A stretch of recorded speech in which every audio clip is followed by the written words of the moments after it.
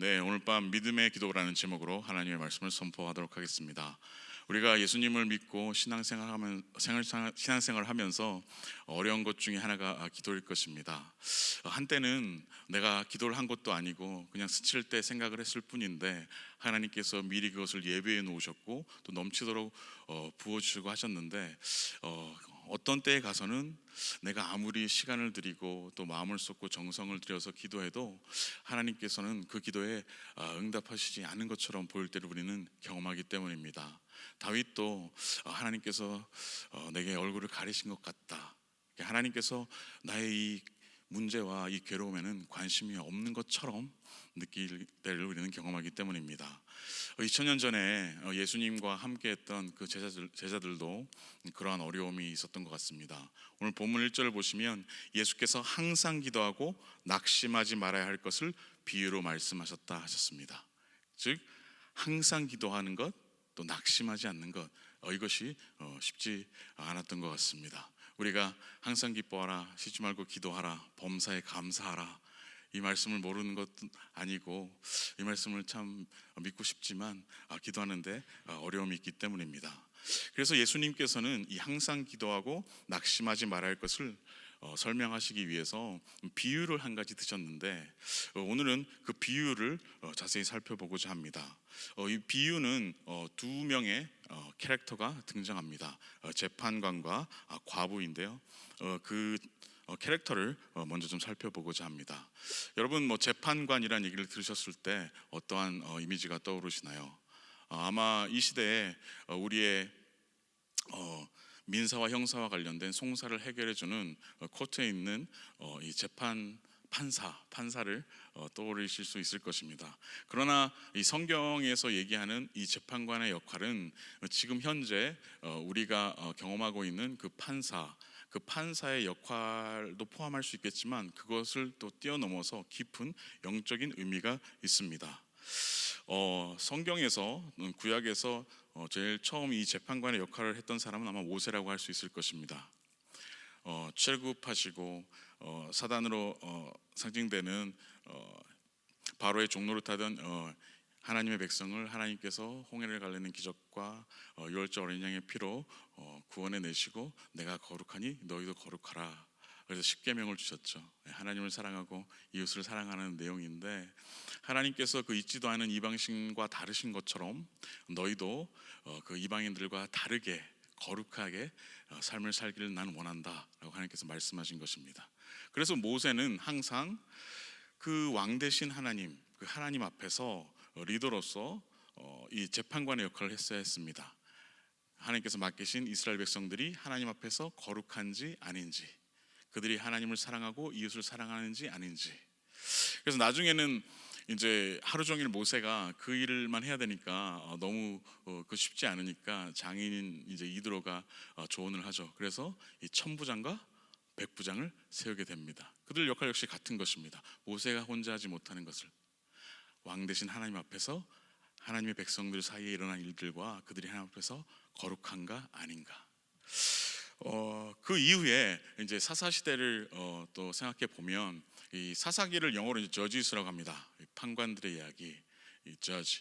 그러니까 사사기 역시 마찬가지입니다. 저희는 이제 어릴 때부터 교회에서 이제 삼손, 기드온, 그래서 이렇게 초인적인 능력을 많이 떠오르는데 사실 우리가 알고 있는 바대로 사사기의 내용은 무엇이죠? 사실 만왕의 왕이시지만 이스라엘 백성의 진정한 왕은 눈에 보이진 않지만 살아계신 하나님이십니다. 그렇기 때문에 그들이 그 하나님을 사랑하고 그 하나님께서 기뻐하시는 대로 거룩하게 살면 하나님께서 그들에게 모든 것을 부어주시고, 그들이 하나님을 사랑하지 않고 우상을 섬기거나 그들 간에 일어나는 일들이 하나님의 백성으로서 서로를 사랑하지 않고 진리 안에 거하지 않을 때 그때는 어떠한 일이 일어나죠? 여지없이 이방 민족을 통해서 그들이 험한 일을 겪게 되는 것입니다. 고난을 겪게 되는 것입니다. 그때마다 하나님께서는 아까 삼손, 기드온 얘기를 했는데 사사, 이 저지를 일으키셔서 성령으로 능력을 부으시고 그들을 통해서 그들을 구원해내시고 그 사사를 통하여서 저지 말씀하시는 것입니다. 너희들이 하나님을 사랑해야 된다, 하나님 앞에서 거룩해야 한다라는 것입니다. 그 이후에 왕정 시대도 마찬가지입니다. 솔로몬이 구했던 그 지혜는 무엇이죠? 세상적인 어떤 처세술이나 어떤 세상적인 지식을 얘기하는 수도 있겠지만, 그것을 뛰어넘어서 어린 제가 저의 백성도 아니고 하나님의 백성을, 우리 아버지 다윗의 백성도 아니고 하나님의 백성을, 진정한 왕이신 하나님 앞에 제가 진짜 왕이 아닌데 어떻게 제가 판단할 수 있겠습니까? 저는 그 하나님의 마음과 성령의 지혜가 필요합니다 라고 솔로몬이 구했던 그 지혜 역시 이 재판할 수 있을 때 필요한 지혜였던 것입니다. 그래서 잠언 8장 16절 말씀을 같이 한번 읽어볼 텐데요. 한번 읽어볼까요? 시작. 나로 말미암아 재상과 존귀한 자 곧 모든 의로운 재판관들이 다스리느니라. 나로 말미암아, 여기서 나는 이제 지혜를 얘기하고 결국 하나님 예수님을 얘기하죠. 그러니까 하나님께서 만왕의 왕 되시고 사실은 모든 것들을 하나님께서 판단하시는 재판관이시는 것입니다. 우리가 이렇게 재판관의 영적인 의미를 알아봤고요. 또 하나의 중요한 캐릭터인 이 과부의 캐릭터를 살펴보려고 합니다. 성경에서 이 과부를 얘기할 때는 늘 과부와 함께 이 고아와 객, 즉 나그네를 얘기합니다. 그래서 제가 청년 사역 그 전에도 할 때 늘 이걸 패키지다 이렇게 얘기했는데, 먼저 이 고아를 생각해 보자면 우리는 다 알고 있습니다. 고아가 사회적으로 또 인류학적으로 이 세상 가운데 사는 것이 얼마나 쉽지 않은가를 우리는 알고 있습니다. 그런데 그것을 더 뛰어넘어서 성경에서 얘기하는 고아, 그리고 고아를 케어하고 고아를 사랑해야 되는 이유에 대해서 얘기하고 있는 것은 좀 더 깊습니다. 우리가 성령께서 우리에게 찾아오셔서 사단의 종노릇하고 있던 우리에게 거부할 수 없는 성령의 역사로 빛으로 찾아오셔서 어둠 가운데 있던 사단의 종노릇하던 우리를 살려내시고 마음으로 예수를 믿어 입으로 고백하게 하신 줄로 믿습니다. 우리가 육신의 부모는 있을 수 있고 육신의 부모가 진짜 훌륭하신 분이고 부유한 사람일 수 있지만, 우리는 영적으로 부모가 있는 상태였나요? 아니었습니다. 오히려 하나님의 진노 앞에 놓인 자였습니다. 그러나 예수 그리스도의 십자가의 보혈로 그 죄사함으로, 그 죄신 죄값을 치르심으로, 하나님께서 그 독생자 아들을 대신 죽이심으로 우리를 하나님의 아들로, 하나님의 딸로 회복시키시고 새롭게 하셨습니다. 그래서 우리는 다시 하나님의 아들, 딸로, 또 하나님께서 처음에 우리를 만드셨던 것처럼 하나님의 형상과 모양대로 왕자처럼, 공주처럼 존귀한 자가 되었고 존귀한 하나님 아버지의 아들과 딸이 되었습니다. 너희가 먼저 그 하나님의 사랑을 경험했다면 너희 가운데, 너희 주위에 그 고아가 있을 때, 그 고아가 특별히 너희보다 큰 죄를 지어서 그런 게 아니다. 그 고아를 볼 때 먼저 고아였지만 하나님 아버지의 아들과 딸이 된 그 놀라운 십자가의 사랑을 경험한 우리가 그 사랑을 흘려보내라는 것입니다. 그것이 왕 되신 하나님 나라의 하나님의 백성의 아름다움이고 거룩함이라고 얘기하는 것입니다. 나그네 역시 마찬가지입니다. 우리가 열심히 노력해서 이 땅 가운데 죽기 전까지 집을 몇 채 가질 수는 있을 수는 있겠지만, 사실 우리는 어떠한 존재였나요? 우리가 예수 그리스도를 믿기 전에, 우리가 구원받기 전에 우리는 어떠한 존재였나요? 우리는 천국으로부터 나그네였습니다. 객이었습니다. 하나님께서 이 이스라엘 백성들에게 너희는 항상 애굽에서 종살이하고 나그네 되었던 것을 기억해라라고 말씀하시는 이유가 바로 그것입니다. 그러나 우리는 역시 그 예수 그리스도의, 하나님이신 그분의, 죄 없으신 그분의 십자가에서의 대신 죽으심을 통하여서 우리는 어떻게 되었죠? 하나님 나라의 백성이 되었습니다. 하나님 나라의 시민권을 갖게 된 것입니다. 너희가, 아무런 자격 없는 너희가 그 하나님의 놀라운 사랑의 은혜를 경험했다면, 너희 가운데 머리 둘 곳이 없고 헐벗은 나그네, 객이 있다면 그 하나님의 사랑을 기억해서 그 사랑을 흘려보내고 그들을 환대하라는 것입니다. 그것이 하나님께서 기뻐하시는 하나님 백성의 모습인 것입니다. 과부 역시 마찬가지입니다. 성경에서 우리를 표현할 때 여러 가지로 표현하죠. 하나님 나라의 백성, 하나님의 자녀, 또 예수님께서는 또 제자라고 하셨고 또 친구라고도 하셨죠. 그리고 예수님의 몸이라고도 하시는데 또 뭐라고 그러시죠? 우리를 신랑 되신 예수 그리스도의 거룩한 신부라고 합니다. 아가서를 보시면 하나님께서 이 솔로몬을 통하여서 우리에 대한 사랑을 얼마나 뜨겁게 표현하시는지 모릅니다. 사랑하는 자여 나와 함께 일어나자. 우리 가운데 과부가 있을 때 그것은 그분이 우리보다 특별히 더 많은 죄를 지어서가 아닙니다. 우리의 모든 죄악 때문에 이 죽음이라는 것이 그 결과로 나오게 된 것이고, 그 과부가 있을 때 우리는 과부처럼 신랑이 없는 비참한 존재였지만 하나님의 사랑으로 인해서 우리를 위해서 대신 죽기까지 사랑하신 예수 그리스도의 거룩한 신부로서 예수님을 신랑으로서 맞이하게 된 것입니다. 너희가 그 신랑 대신 예수님의 사랑을 먼저 경험했다면 너희 가운데 있는 과부가 있을 때 그 과부를 그 사랑으로 흘려보내고 베풀고 돌보라는 것입니다. 세상은 그렇지 않습니다. 공중곳에 잡은 사단이 모든 것을 다스리는 것처럼 보이는 세상은 어떻죠? 동서고금을 막론하고 인류 역사를 막론하고 약한 자에게 눈 돌릴 것 없다. 네 자신이 강해져야 한다. 오히려 눈 질끈 갖고 약한 자를 누르고 너는 더 높은 곳으로, 높은 피라미드로 올라가라. 그것이 세상의 룰이고 이방 사람들의 모습입니다. 그러나 하나님께서, 당신께서 다스리시고 왕이 되시고 아버지 되시는 하나님 나라의 백성들은, 하나님 아들 딸들은, 그들의 공동체는 이 과부와 고아와 객을 먼저 그러한 처지에 있었던 우리가 하나님의 그 사랑을 기억해서 그 사랑을 누리고 있으니 그 사랑을 흘려보내라는 것입니다. 그것이 하나님 나라의 영광이고, 그것이 이 땅 가운데 하나님 나라의 백성의 빛과 소금됨의 놀라운 모습입니다. 그러한 의미에서 봤을 때 이 과부가 재판장에게 와서 자신의 억울함을 풀어달라고 하는 것, 재판장은 마땅히 하나님 앞에서 이 과부의 상황을 들어야 했고 그 과부의 억울함을 풀어줘야 하는 것이 마땅히 그가 저지, 하나님 앞에서 하나님의 마음을 쫓아서 분별하고 해야 되는 역할이었습니다. 더더군다나 그 대상이 더욱더 하나님 앞에서 하나님의 사랑을 기억해서 특별히 케어하고 사랑해야 되는 과부였던 것입니다. 그러나 이 재판장이 이 과부의 원한을 풀어주나요?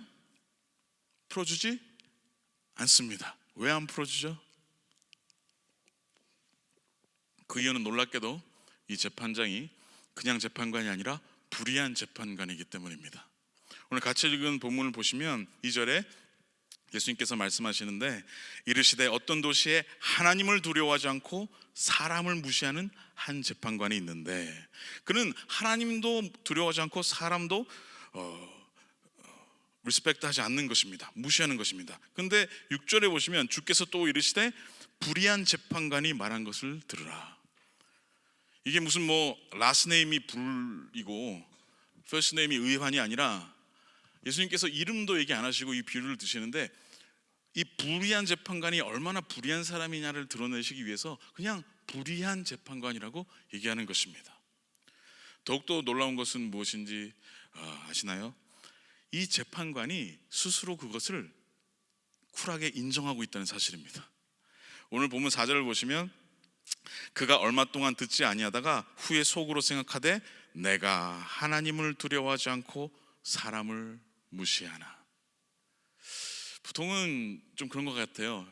그러니까 사람마다 장단점이 있고 연약한 부분이 있으니까 어떤 분들은 그 하나님에 대한 열심은 되게 뜨겁고 하나님께 정말 헌신하는데 또 이렇게 사람에 대한 관계는 잘 못해서 본의 아니게 이렇게 오해도 받으시고 또 이러시고, 또 어떤 사람은 하나님은 잘 모르는데 또 사람 엄청 좋아하고 또 마음이 되게 여리셔서 막 이렇게 하는 것 같아요.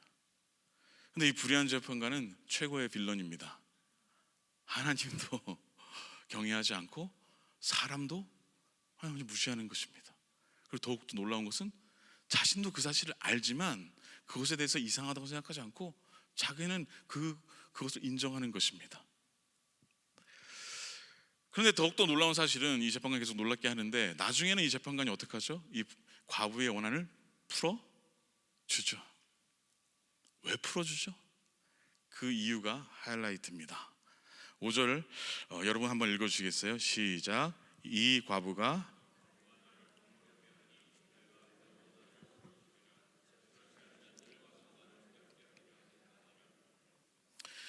그 이유가 무엇이죠? 귀찮아서, 나한테 피해가 갈까봐. 갑자기 하나님에 대한 경외함이 생긴 게 아니라, 갑자기 이 과부 사람에 대한 긍휼의 마음이 생긴 게 아니라, 끝까지 내가 귀찮을 것 같으니까, 내가 피곤할 것 같으니까, 내가 스트레스 받을 것 같으니까 그 과부의 원한이 뭔지도 관심이 없고 왕 대신 하나님의 나라의 모습도 관심도 없고 그냥 자기 자신을 위해서 그 원한을 풀어준다라는 것입니다. 하나님께서는 이 비유를 통해서 오늘 이 밤에 지금 이 순간 우리에게 이렇게 묻고 계신 것입니다. 내가 불의한 재판관이니? 너희가 고하니? 너희가 나그네니? 너희가 과부니? 여러분, 하나님이 불의한 재판관이신가요? 우리가 고아인가요? 우리가 과부이고 나그네인가요? 하나님은 어떠한 분이십니까? 우리 하나님 아버지는 어떠한 분이십니까? 우리 누가복음 11장 11절부터 13절까지의 말씀을 같이 마음에 새기며 읽도록 하겠습니다. 너희 중에 아버지 된 자로서 누가 아들이 생선을 달라 하는데 생선 대신에 뱀을 주며 알을 달라 하는데 정갈을 주겠느냐? 너희가 악할지라도 좋은 것을 자식에게 줄 알거든 하물며 너희 하늘 아버지께서 구하는 자에게 성령을 주시지 않겠느냐 하시느니라. 우리 로마서 8장 32절도 한 번 더 읽을까요? 자기 아들을 아끼지 아니하시고 우리 모든 사람을 위하여 내주시니가 어찌 그 아들과 함께 모든 것을 우리에게 주시지 아니하겠느냐.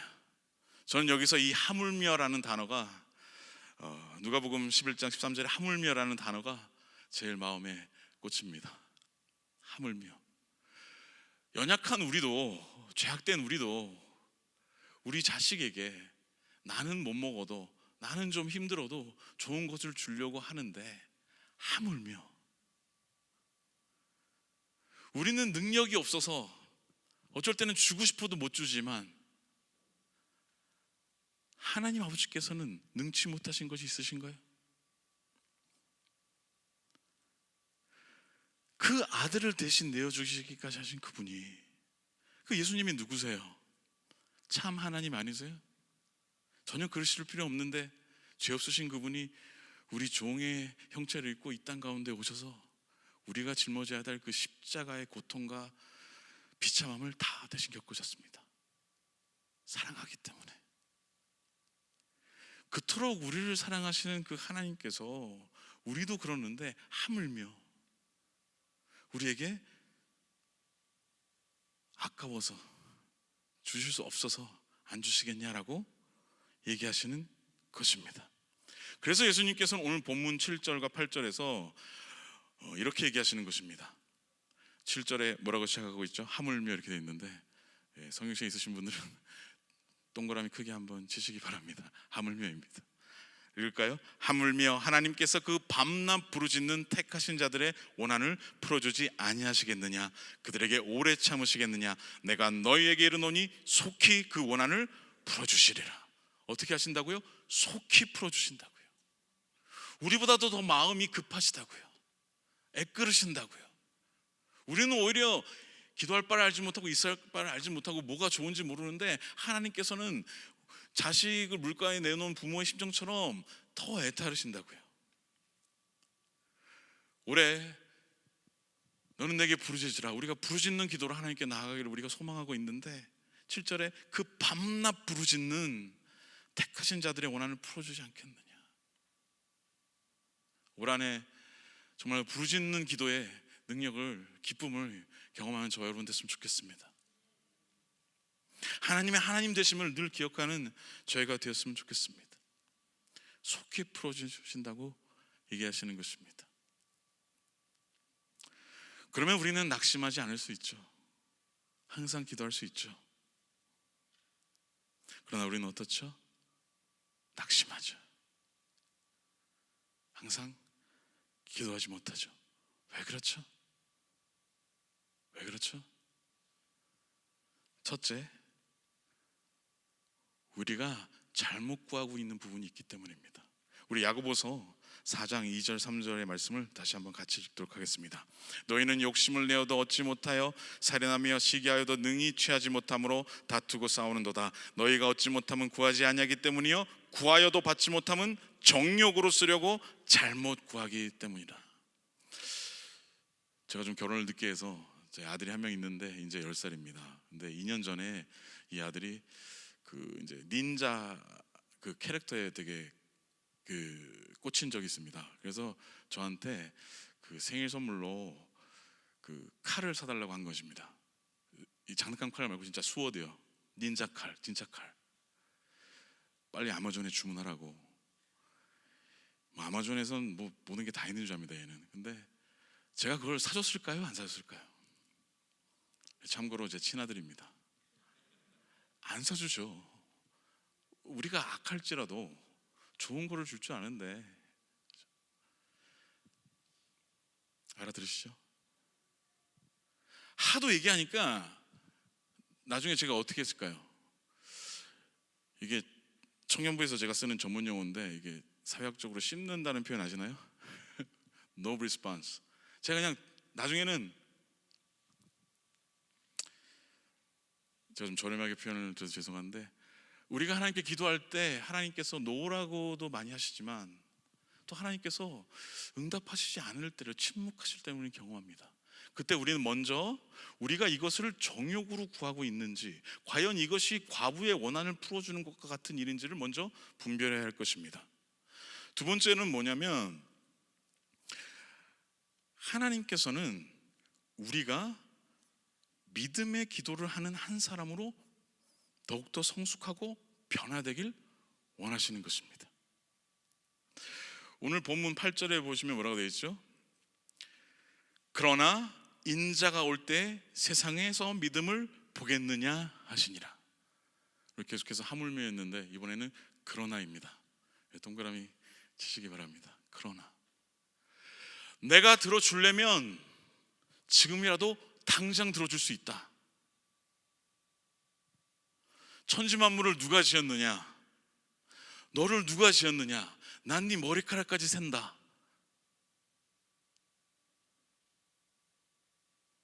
내가 팔이 굽어서 못 들어주는지 아니? 아니야. 나는 지금이라도 내가 들어주려면 네가 감당 못할 정도로 넘치도록 부어줄 수 있어. 그러나 내가 네가 원하는 때에 네가 원하는 만큼 네가 원하는 것을 그것을 설사 네가 정욕으로 구한다고 할지라도 그것이 너에게 유익이 안 되고 너를 망하게 하는 것일지라도 내가 그때마다 족족 다 들어준다면 도대체 믿음은 무엇이니? 라고 하나님께서는 또한 물으시는 겁니다.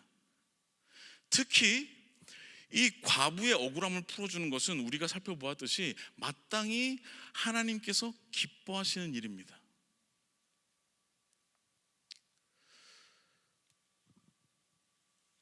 그것이 하나님께서 기뻐하시는 뜻이고 하나님께서 심지어 명령하신 일이고 하나님께서 약속하신 일이라 할지라도 그것이 우리가 원하는 때에 우리가 원하는 방법으로 이루어지지 않을 수도 있다는 것입니다.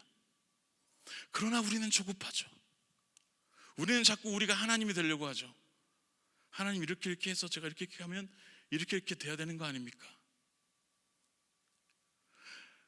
그러나 예수님께서는 뭐라고 말씀하셨죠?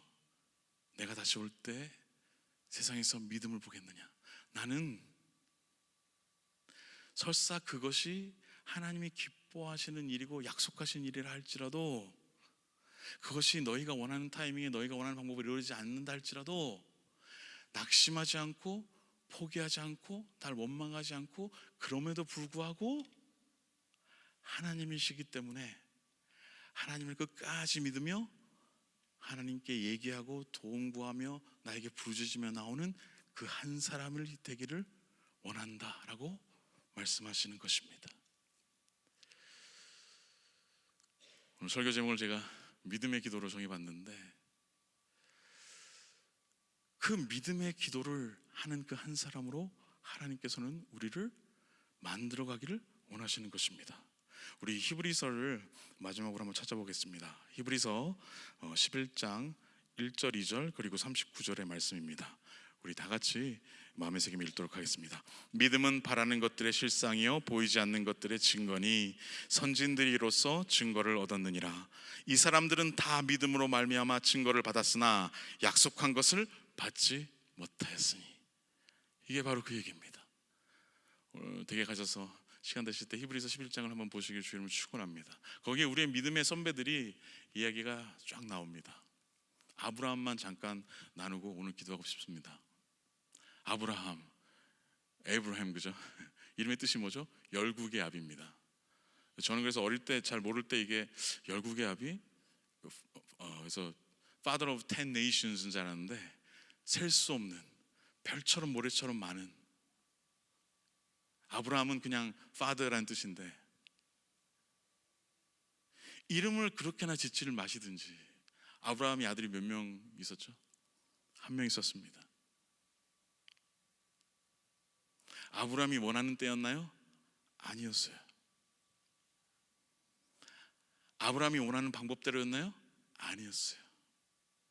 아브라함과 사라가 인간적으로는 메디컬리, 이 생물학적으로 전혀 아이를 낳을 없을 때 기적으로, 그것이 하나님의 방법인 것입니다. 100살이 되었을 때 그것이 하나님의 방법인 것입니다. 이 아브라함이 도대체 이삭을 낳을 때까지 무슨 기도를 했을까요? 저는 저희의 기도와 특별히 다르지 않았을 거라고 생각합니다. 하나님, 이름이나 이렇게 짓질 마시지. 사람들이 다 아브라함이라고 부르는데, 하나님, 제가 그 갈대우르에서 그 모든 거 다 버리고 이렇게 이민을 와서 이 가나안 땅에서 아내를 누이라고 속일 만큼 두려워하면서 걱정하면서 긴장 가운데 살고 있는데, 오죽하면 아내를 누이라고 했겠어요? 오죽하면 하갈을 취해서 이스마엘을 낳았겠어요? 뭐 하갈과 뭐 사랑에 빠지고 이런 거 아니잖아요. 사라의 심정은 어땠겠어요? 오실 예수 그리스도를 예비하여서 모든 인류가 하나님께로 구원받는 그 길에 하나님께서 자신을 쓰시겠다고 하셨으니까, 열방의 빛이 될 것이다, 블레싱이 될 것이다 하셨으니까 하나님의 약속에 순종한 것밖에 없잖아요. 그러나 하나님과의 방법과 하나님의 때는 이해할 수가 없는 것입니다. 나중에는 거의 포기 상태에 가서 하나님 99세 나타났을 때 종 엘리에셀이나 복을 받기 원합니다. 이거 되게 사케스틱한 거거든요. 하나님께 되게 하나님 됐고요. 그냥 사라는 웃었죠. 비웃음인데, 그래서 이삭이 되죠. 그러나 하나님께서는 여전히 신실하시고 미쁘셔서, 아니다, 100살 때에, 나의 때에, 가장 완벽한 때에 나의 방법으로, 사람들이 상상할 수도 없고 그 누구도 할 수 없는 방법으로 내가 너에게 아들을 줄 것이다. 그 이삭을 경험하고 나자 이 아브라함과 사라가 신앙이 뒤집힌 것입니다. 그전엔 계속 우리처럼 업앤다운이 있고 실수하고 넘어지고 하고 기도도 하나님께 원망도 했을까요? 막 하다가 이 이삭을 경험하고 나자, 하나님의 때와 하나님의 방법을 경험하고 나자 이 아브라함이, 사라가 완전히 믿음의 사람으로 바뀌게 된 거예요. 그래서 그 이삭을 바치라 그러니까 어떡하죠? 이삭을 죽이려고 할 때 이 아브라함이 쇼한 게 아니에요. 진짜 죽이려고 했어요. 왜 그렇죠? 그에게는 이미 믿음이 자리 잡혔기 때문입니다. 그 믿음은 무엇이죠? 나와 사라의 불가능함에도 불구하고, 나와 사라의 믿음 없음에도 불구하고 결국 하나님의 때에 하나님의 방법으로 이삭을 주신 그 하나님이시라면 내가 이 이삭을 설사 죽인다 할지라도 하나님께서 다시 살리시든지 다른 아들 더 주시든지 뭔지는 모르겠는데 하나님의 하나님 되심에 믿음이 가는 거예요. 그러니까 이제 이삭도 그죠? 이상하니까 아빠 지금 장작도 있고 다 있는데 재물은 어디 있어? 그러니까 아버님 뭐라 그러죠? 믿음의 선포를 합니다. 여호와 이레의 하나님, 아들아 그건 하나님께서 준비할 것이다. 하나님은 그 한 사람을 찾기를 원하십니다. 끝까지. 설사 이것이 하나님 앞에서 종욕으로 구하는 것이 아니라 하나님께서 나를 통하여, 우리 가정을 통하여, 우리 교회를 통하여서 이루고자 하신 하나님의 뜻이라고 하나님께서 보여주시고 약속하신 것인데 그것이 나의 방법으로 이루어지지 않는 것 같다 할지라도, 전혀 그럴 기미가 없고 오히려 환란으로 이렇게 하면 안 될 텐데 할지라도 아브라함의 하나님을 기억하고 이삭의 하나님을 기억하고 예수 그리스도를 보내셔서 나를 위해서 대신 죽게 하시고 살리게 하신 하나님의 그 사랑과 신실하심을 기억해서 끝까지 낙심하지 않고 하나님의 때가 있기에, 하나님의 방법이 있기에 하나님께 끝까지 부르짖며 짖으며 기도하는 믿음의 한 사람, 그 사람이 되기를 하나님께서 오늘 이 밤에 원하십니다. 그 사람이 저와 여러분이 되었으면 좋겠습니다.